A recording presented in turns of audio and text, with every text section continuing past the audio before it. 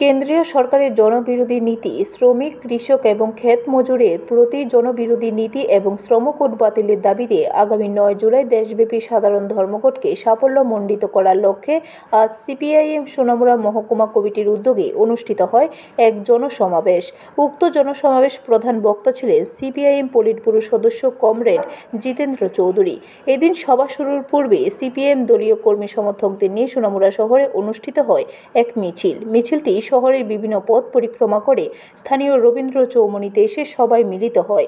সভায় প্রধান বক্তার ভাষণে জিতেন্দ্র চৌধুরী বলেন, দেশের প্রধানমন্ত্রী বিভিন্ন দেশে দেশে ঘুরে বলছে যে ভারতবর্ষ অর্থনীতিতে অনেকটা এগিয়ে রয়েছে, কিন্তু বাস্তবে চিত্র একেবারে উল্টো। বেকাররা বেকারত্ব জ্বালায় ভুগছে, শ্রমিক, ক্ষেত মজুর, কৃষকরা তাদের পরিবার নিয়ে দুবেলা ঠিক মতো খেতে পারছে না। আর সরকার বলছে দেশে নাকি অমৃতকাল চলছে, কিন্তু বাস্তবে এই সরকার সাধারণ মানুষের জন্য কোনো কাজই করছে না। কর্পোরেটরদের স্বার্থ চিন্তা করছে, মানুষের আওয়াজকে, প্রতিবাদের ভাষাকে দাবিয়ে রাখছে। এসব আর মানা যাচ্ছে না।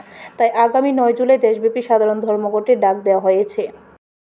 জওয়ান মারা গেল, আর এই জওয়ান মারা যাওয়ার শোককে আবেগে পরিণত করে সারা দেশে পাকিস্তানের বিরুদ্ধে, একটা সম্প্রদায়ের বিরুদ্ধে যুদ্ধ খেলা,